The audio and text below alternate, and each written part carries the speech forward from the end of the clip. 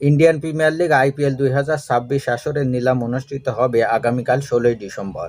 সংযুক্ত আরব আমিরাতের আবুধাবিতে এবারের নিলাম অনুষ্ঠিত হবে ছোট পরিসরে।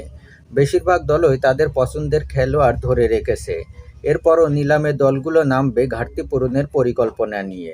খেলোয়াড় রিটেইন ও ট্রেড করার পর আইপিএলের কোন দলের কাছে কত বাজেট বাকি রয়েছে, কতজন খেলোয়াড় তারা কিনতে পারবে, কতজন দেশি বা কতজন বিদেশি, এই নিয়ে সবার আগ্রহ।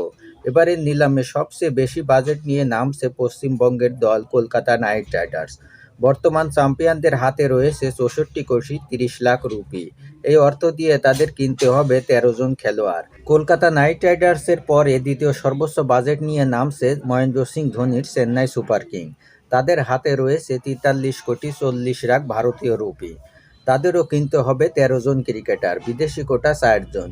তৃতীয় সর্বোচ্চ বাজেট নিয়ে নামছে সানরাইজ হায়দ্রাবাদ। তাদের অবশিষ্ট বাজেট রয়েছে 25,50,00,000 ভারতীয় রুপি। তাদের খেলোয়াড় কিনতে হবে মোট 12 জন, বিদেশি কোটা বাকি আছে 2 জন। 22,75,00,000 রুপি নিয়ে নামছে লখনৌ সুপার জায়েন্ট। তাদের খেলোয়াড় কিনতে হবে 10টি, বিদেশি কোটা 4টি। দিল্লি ক্যাপিটালসের খেলোয়াড় কিনতে হবে 13 জন, বিদেশি কোটা বাকি আছে 5টি। তাদের হাতে রয়েছে 21,80,00,000 ভারতীয় rupee. Virat Kohli royal Challenger বেঙ্গালুরুর হাতে বাজেট বাকি রয়েছে 16,40,00,000 ভারতীয় রুপি। তাদের দেশি কোটায় খেলোয়াড় কিনতে হবে 8 জন, বিদেশি কোটায় 2 জন।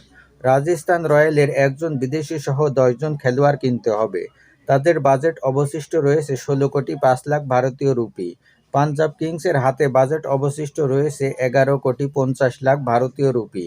2 জন বিদেশি সহ তাদের খেলোয়াড় কোটা বাকি 6 জনের। আর 16 তারিখের নিলামে সবচেয়ে কম বাজেট নিয়ে নামছে মুম্বাই ইন্ডিয়ান্স। 5 বারের শিরোপাজয়ী দলটির হাতে অবশিষ্ট আছে মাত্র 2,75,00,000 ভারতীয় রুপি। এই বাজেটে তাদের কিনতে হবে 6 জন খেলোয়াড়, বিদেশি কোটা বাকি 1 জনের।